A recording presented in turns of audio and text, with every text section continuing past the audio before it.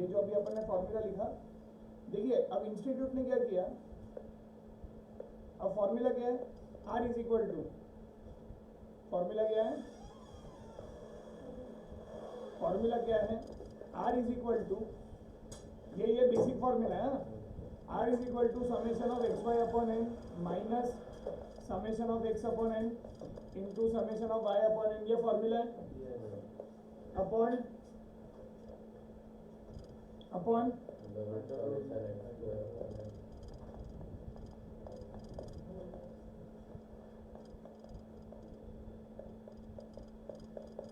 मैंने आपको बताया था, इसको आप क्या बोल सकते हो, इसको वाई बार भी बोल सकते हो और इसको एक्स बार भी, इसको भी एक्स बार बोल सकते हो और इसको भी वाई बार बोल सकते हो। अब इंस्टीट्यूट ने ये फॉर्मूला में थोड़े चेंज लाए, इंस्टीट्यूट ने ये फॉर्मूला में थोड़ा सा चेंज लाया। अब क्या है चेंज, बहुत सिंपल चेंज है बाबू, n into summation of X Y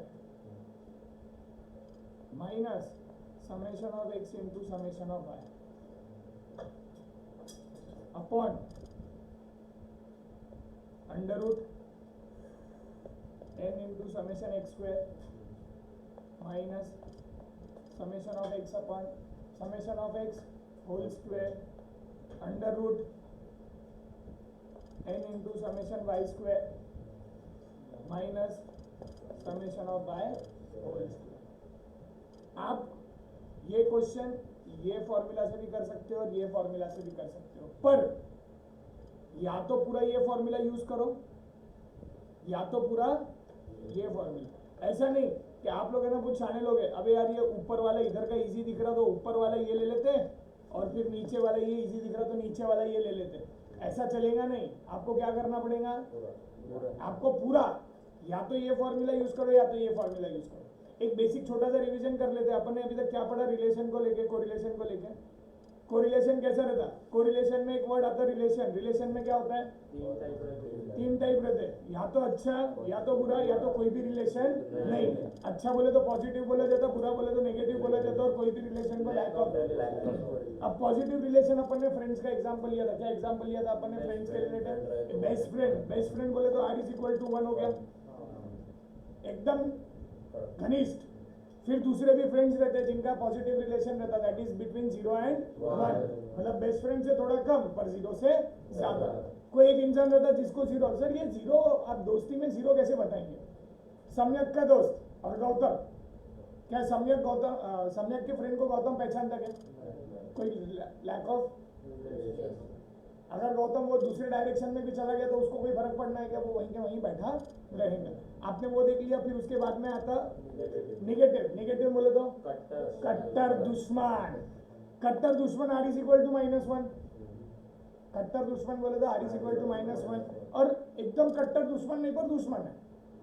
कट्टर दुश्मन बोले तो कैसा रहता है, जैसे आप लोगों को मालूम है, उसने अगर थोड़ा भी किया तो झगड़े तो होना ही है, दूसरे किया तो हाँ ठीक है चल देख लेंगे बाद में होगा, समझना है। तो इट इज बिटवीन 0 एंड -1, समझ में आ रहा। फिर उसके बाद में अपन ने देखा एक्स वाई, फिर अपन ने फॉर्मूला देखे R is equal to covariance X Y standard deviation of X into standard deviation of Y.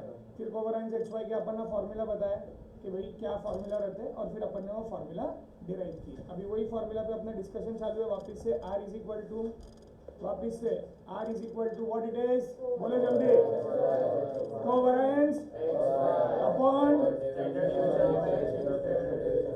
ये कोरिलेशन का फॉर्मूला है। फिर अपन ने एक चीज देखा था, सर आप ये रिलेशन फाइंड करके क्या करें। अपन ये रिलेशन फाइंड करने के बाद में क्या करें, रिलेशन फाइंड करने के भाई मुझे ये देखना है कि भाई x की सीरीज जो है किसके वजह से बनती बेटा, x की सीरीज y के वजह से बनती या y की सीरीज x के वजह से। देखो दोनों की सीरीज एक दूसरे पे बनती क्योंकि रिलेशन है। अगर रिलेशन नहीं रहता तो सीरीज नहीं बनती थी, पर रिलेशन बनाने के लिए आपको सीरीज बनाने के लिए रिलेशन लगेगा ना, इसीलिए तो हम x और y का।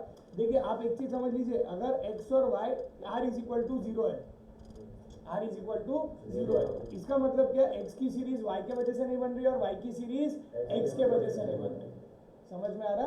तो x और y की सीरीज बनाने के लिए या y और x की सीरीज एक दूसरे से रिलेट करने के लिए हमको इन दोनों का एक रिलेशन ढूंढना पड़ता है जिसको बोला जाता है r। जब आपको x की सीरीज बनानी है y के वजह से तो x x की सीरीज बनानी है तो क्या हो गया, x is dependent on y, और y की सीरीज बनानी है y is dependent on x।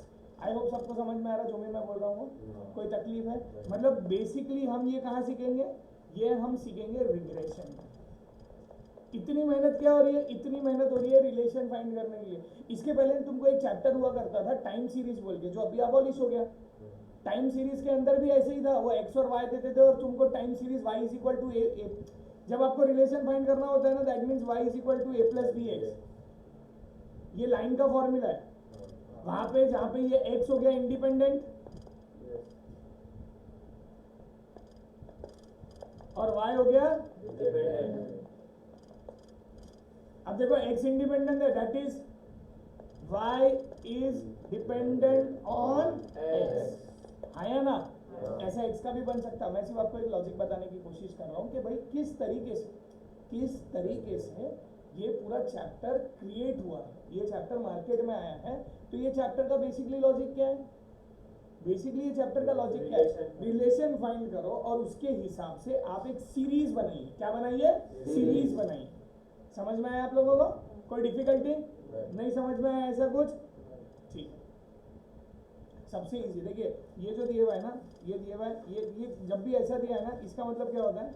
जब भी ये ऐसा दिया है ना, इसका मतलब क्या होता है? x और y, x और y। समझ में आया आप लोगों को? कोई डिफिकल्टी इसमें नहीं? पक्का? ठीक है ना? मतलब ये जो पहली वाली वैल्यू है वो x की वैल्यू है, दूसरी वाली जो वैल्यू है वो y की वैल्यू।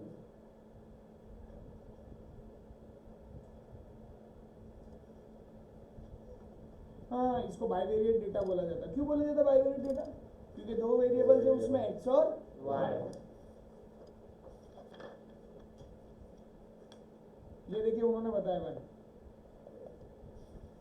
ये दिख रहा है, ये डायग्राम किसको रिलेट करता है? फ्रेंड्स तो ठीक है, पर r इज इक्वल टू 1। और कोई डायग्राम इकोनॉमिक्स में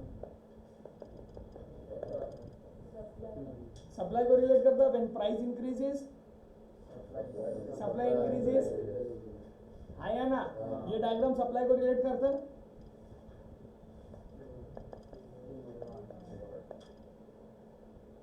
आया ना? इनवर्स रिलेशन मैंने आपको बोला था, इनवर्स रिलेशन याद आ रहा? दोनों अपोजिट डायरेक्शन में भागते हैं। अगर मैंने डिमांड प्राइस कम कर दिया तो डिमांड, समझ में आ रहा?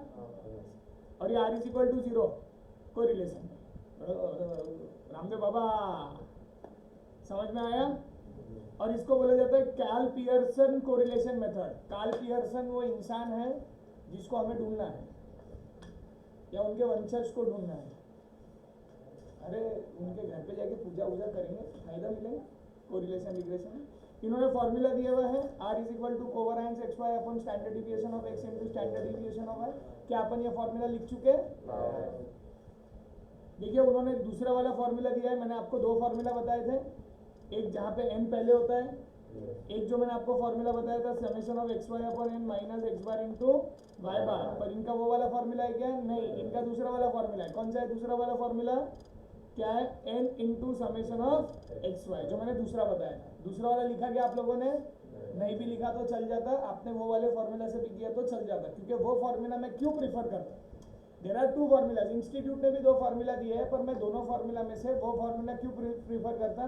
क्योंकि उस फॉर्मूला में मेरे को एक ये बेनिफिट होता है कि भाई स्टैंडर्ड डिविएशन जो है मैं पुराना वाला कर रहा हूँ। मतलब जो मैंने मीन मीडियन मोड में किया था वही स्टैंडर्ड डिविएशन यहाँ पे कर रहा हूँ। तो मतलब इससे मेरे को क्या होगा कि मेरे को वही फॉर्मूला लर्न रहेगा और रिवीजन भी हो जाएगा। ओके, चलो ठीक है। ये क्वेश्चन है, ये सॉल्व करेंगे अपन।